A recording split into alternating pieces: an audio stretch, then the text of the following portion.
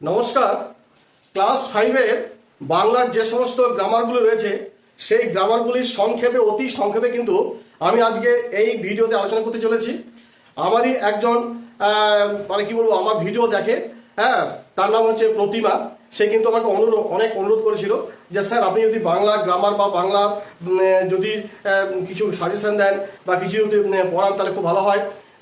কারণ সে তার মেয়েকে পড়ায়, সেই জন্য সে চেয়েছিল যে বাংলা গ্রামারে যদি কিছু আমি টিপস দিতে পারি।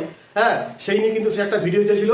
যদিও আমি ক্লাস 5-এর স্টুডেন্ট আমি পড়াই না, ক্লাস 8 থেকে 12 ক্লাস পর্যন্ত ছেলে পড়াই, তবুও তার কথাটা রাখার জন্য আমি কিন্তু আজ ক্লাস 5-এর যে গ্রামারগুলো রয়েছে খুব সংক্ষেপে অতি সহজ ভাষায় সেটা বোঝাবার চেষ্টা করব।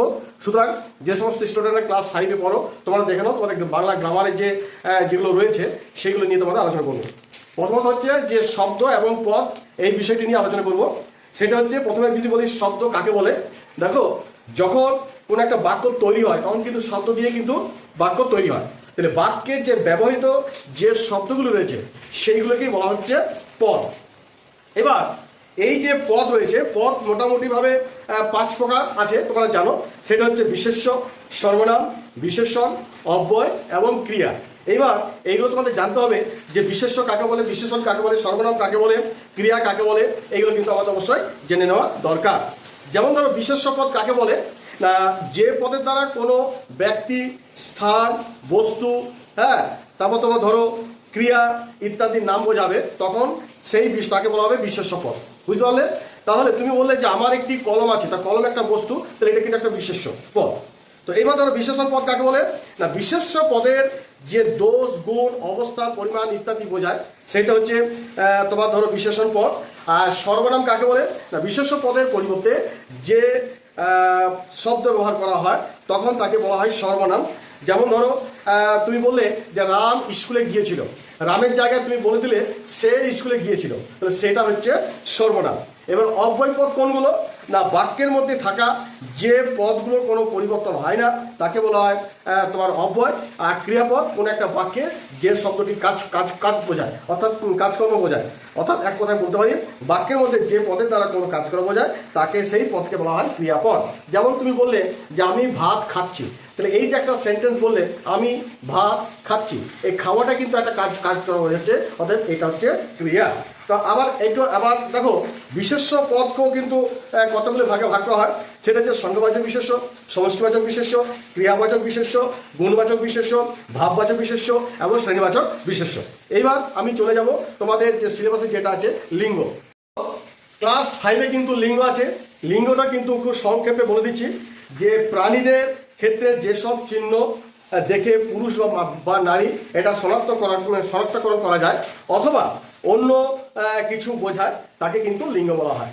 মোটামুটি লিঙ্গ তোমাদের রয়েছে মোটামুটি 3 প্রকার রয়েছে। একটা হচ্ছে পুল্লিঙ্গ, একটা হচ্ছে স্ত্রীলিঙ্গ, একটা হচ্ছে উভয়লিঙ্গ। ওকে, যেমন পুল্লিঙ্গ যে শব্দের দ্বারা পুরুষ জাতিকে বোঝাবে সেটা হচ্ছে পুল্লিঙ্গ। যেমন বাবা, কাকা, জেঠা, মামা, স্যার, এইগুলো কিন্তু প্রত্যেকটা কিন্তু পুল্লিঙ্গ বোঝাচ্ছে। অতএব যে শব্দ দ্বারা পুরুষ জাতিকে বোঝাবে সেটা হচ্ছে পুল্লিঙ্গ। আর যে শব্দ দ্বারা স্ত্রী জাতিকে বোঝাবে সেটা হচ্ছে স্ত্রীলিঙ্গ। যেমন ধরো মা, কাকিমা, বোন, জেঠিমা, এই ময়ূরী, ঠিক আছে, এইগুলো কিন্তু প্রত্যেকটা স্ত্রীলিঙ্গ বোঝাচ্ছে। অতএব এগুলো হচ্ছে তোমার কি ধরো স্ত্রীলিঙ্গ। আবার কিছু কিছু শব্দ আছে যে শব্দ দ্বারা পুরুষ বা স্ত্রী না বুঝিয়ে উভয়কেই বোঝায়, তাকে বলা হবে উভয়লিঙ্গ। যেমন ধরো তুমি বললে আমার ক্লাসে অনেকগুলো বন্ধু আছে, এইবার তুমি তো সেখানে তো মেয়ে বন্ধু বা ছেলে বন্ধু তো বলোনি। বন্ধু এমন একটা শব্দ, সেটা মেয়ে বন্ধু হতে পারে আবার ছেলে বন্ধু হতে পারে, অর্থাৎ এই বন্ধুটা হচ্ছে উভয়লিঙ্গ। বুঝতে পারলে? আবার তুমি বললে আমার গ্রামে অনেক শত্রু আছে, সেখানে কিন্তু তুমি বলোনি যে আমার ছেলে শত্রু আছে না মেয়ে শত্রু আছে। এই যে শত্রুর কথাটা বললে, শত্রুটা এমন একটা শব্দ যেটা পুরুষ শত্রু হতে পারে আবার মেয়ের শত্রু হতে পারে, অতএব এই শত্রুটা হচ্ছে তোমার উভয়লিঙ্গ। আবার ধরো তুমি বললে যে আমাদের ক্লাসে 10টি টিচার আছে। এবার তুমি 10টি যে তুমি বলো আমাদের স্কুলে 10টি টিচার আছে, তো এই যে টিচার লেডিস টিচার বললে না জেন্টস টিচার বললে সেটা বললে না, তাহলে টিচারটা হয়ে গেল তোমার ধরো উভয় লিঙ্গ। তাহলে বোঝা গেল যে তোমাদের লিঙ্গ আছে। লিঙ্গ মোটামুটি বুঝতে পারলে।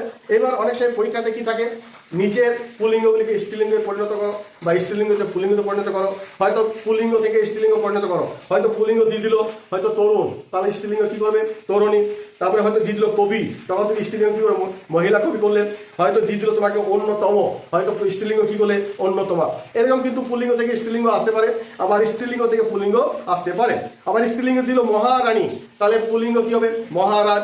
আবার হচ্ছে পুল্লিঙ্গ দিয়ে দিল স্ত্রীলিঙ্গ দিয়ে দিল কনিষ্ঠা, তাহলে পুল্লিঙ্গ কি হবে কনিষ্ঠ। আবার দিয়ে দিল হচ্ছে নায়িকা, নায়িকা হচ্ছে স্ত্রীলিঙ্গ দিয়ে দিল, তাহলে তোমাকে পুল্লিঙ্গ করতে গেলে নায়ক করতে হবে। তাহলে তোমাদের বোঝা গেল, লিঙ্গ বুঝে গেলে। এইবার তোমাদের বচন সম্পর্কে কিছু বলবো, তোমরা একটু মন দিয়ে শুনে নাও। এরপর ক্লাস 5-এ যেটা আছে বচন, বচন সম্পর্কে কিন্তু তোমাদের একটু ধারণা থাকতে হবে। যেমন আমরা কথা বলার সময় কি করি, কোনো প্রাণী বা বস্তুর সংখ্যা বা পরিমাণ সম্বন্ধে আমরা একটা ধারণা দিই, ঠিক আছে, তাকেই কিন্তু ব্যাকরণের ভাষায় বলা হয় বচন। বচন হচ্ছে মোটামুটি ধরো দুই প্রকার, এক বচন আর এটা হচ্ছে বহু বচন। এক বচন কি, যখন কোনো বস্তু বা প্রাণী একটি করে সংখ্যা বোঝাবে তখন সেটা হচ্ছে এক বচন, আর যখন কোনো প্রাণী বা বস্তু একের বেশি সংখ্যা বোঝাবে তখন হচ্ছে সেটা বহু বচন। যেমন তুমি বললে যে এক বচনের ক্ষেত্রে তুমি বললে যে আমি আমটি খেয়েছি, আমটি খেয়েছি, তার মানে নিশ্চয়ই আমের সংখ্যা কিন্তু টি। এক বচনে কি হয় টি টা, হ্যাঁ এগুলো কিন্তু যুক্ত হয় হ্যাঁ শব্দের সঙ্গে, তাহলে টি টা খানা খানি এগুলো যদি যুক্ত হয় সেটা এক বচন বোঝা হয়। তুমি বলছো আমি আমটি খেয়েছি, এ কিন্তু অনেকগুলো আম বোঝাচ্ছে না, একটাই আম বোঝাচ্ছে, অর্থাৎ এখানে আমটিটা হচ্ছে এক বচন। এবার তুমি হয়তো কথা মানে বললে যে ছেলেগুলো খেলা করছে বা ছেলের দল খেলা করছে, এখানে ছেলের দল, ছেলে একটা বোঝাচ্ছে না, ছেলের দল মানে অনেকগুলো বোঝাচ্ছে, বা ছেলেগুলো অনেকগুলো বোঝাচ্ছে, অর্থাৎ এখানে কিন্তু বহু বচন হয়ে গেল। অতএব একের বেশি সংখ্যা বোঝালে সেটা হয়ে যাবে বহু বচন। তাহলে বুঝতে পারলে, যখন কোনো বস্তু বা প্রাণীর সংখ্যা যদি একটা বোঝায় সেটা হচ্ছে এক বচন, আর যদি একের বেশি বোঝায় সেগুলো হচ্ছে বহু বচন। এক বচনের ক্ষেত্রে কি হয় না টিটা খানাখানি এগুলো কিন্তু যুক্ত হয়, আর বহু বচনে কিন্তু দের, গুলো, দল, পাল, হ্যাঁ এই সমস্ত প্রত্যয়গুলো কিন্তু যুক্ত হয়। যাই হোক, এরপর তোমাদের যে টপিকটা আলোচনা করব সেটা হচ্ছে তোমাদের কতগুলো লেটার থাকে, ক্লাস 5-এ কোন কোন লেটারগুলো করবে, যার ফলে তোমরা কিন্তু স্কুলে গিয়ে করতে পারবে, সেগুলো নিয়ে তোমাদের একটু ধারণা দিচ্ছি। দেখো ক্লাস 5-এ কি কি চিঠি আসতে পারে বা কোন কোন চিঠিগুলো করলে পরে তোমরা মোটামুটি করতে পারবে সেগুলো নিয়ে আমি বলে দিচ্ছি, সেগুলো কিন্তু করবে।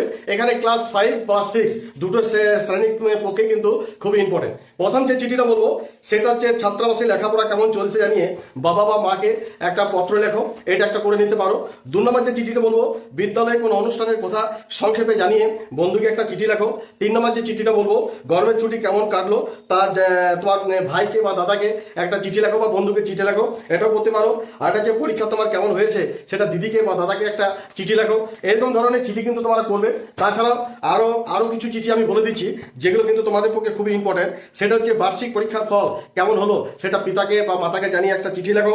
আবার বলতে পারো যে তুমি হয়তো সমুদ্র দর্শন করেছো এবং তার একটা অভিজ্ঞতা জানিয়ে বন্ধুকে একটা পত্র বলতে পারো। তারপর তোমার ধরো যে তোমার বন্ধু গ্রামের বন্ধুকে একটা নবান্নে একটা আমন্ত্রণ জানিয়েছো, সেই নিয়ে বন্ধুকে একটা পত্র। তারপরে শীতের ছুটিতে গ্রামের বাড়িতে বনভোজনের আমন্ত্রণ জানিয়ে শহরবাসী দাদার কাছে একটা বোনের একটা পত্র। এরকম ধরনের কিন্তু চিঠিপত্র তোমরা করে যাবে, দেখবে এর মধ্যে থেকে তোমার কিন্তু কমন পেয়ে যাবে। এবার ক্লাস 5-এর আরেকটা গ্রামার আছে, সেটা যে পুরুষ, সেটা নিয়ে আমি আলোচনা করছি। দেখো তোমাদের কিন্তু ক্লাস 5-এ কিন্তু পুরুষ আছে, সেই পুরুষ নিয়ে খুব সংক্ষেপে অতি সহজে কিন্তু তোমাদের বলার আমি চেষ্টা করছি। যেহেতু তোমাদের ক্লাস 5 তোমরা বাচ্চা ওদের খুব সহজেই তোমাদের সেটা জানতে হবে। যেমন ধরো বাংলা ভাষায় ক্রিয়ার কর্তাকে 3টি পুরুষে কিন্তু ভাগ করা হয়। একটা হচ্ছে আমি পক্ষ দিয়ে, 2 নম্বর হচ্ছে তুমি পক্ষ দিয়ে, আর 3 নম্বর হচ্ছে সে পক্ষ দিয়ে। এই 3টি ভাগে কিন্তু পুরুষকে ভাগ করা হয়। যেমন আমি পক্ষ দিয়ে আমি, আমার, আমাকে, আমাদের, আমাদিওকে, এটা হচ্ছে আমি পক্ষ, যেটাকে তোমরা বলতে পারো উত্তম পুরুষ। আর তুমি ধরো আরেকটা যেটা বলছো সেটা হচ্ছে যে তুমি পক্ষ দিয়ে যে কি বলবে, তুমি, তোমার, তোমাকে, তোমাদের, আপনার, আপনি, আপনার, আপনাকে, এই যে কথাগুলো বলছি এইগুলো কিন্তু সব হয়ে গেল মধ্যম পুরুষ। এবার আরেকটা যেটা বললাম সে পক্ষ দিয়ে তিনি, তার, তাদের, তাকে, এই যেগুলো বলছি সে, তার, হ্যাঁ এইগুলো কিন্তু সে পক্ষ দিয়ে হয়ে গেল, এগুলো হচ্ছে প্রথম পুরুষ। তাহলে দেখা যাচ্ছে পুরুষ হচ্ছে 3 প্রকার। একটা হচ্ছে কি ফার্স্ট যেটা বললাম উত্তম পুরুষ, তারপর হচ্ছে মধ্যম পুরুষ, তারপর হচ্ছে প্রথম পুরুষ। ওকে, যাক আমি এই পুরুষ নিয়ে ক্লাস 5-এর যে বাংলা গ্রামার যেগুলো আছে অতি সংক্ষেপে একটু আলোচনা করলাম। যদি আমার ভিডিওটি একটু হলো যদি ভালো লেগে থাকে অবশ্যই কিন্তু একটা লাইক এবং ফলো করে দিও। ধন্যবাদ।